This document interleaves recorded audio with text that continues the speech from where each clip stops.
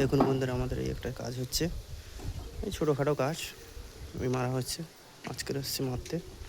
এই মারা প্রায় শেষের মাথায়। এখানে মিস্ত্রি মারতেছে। এটা মারা হয়ে গেলে আমাদের রড বাঁধা হবে।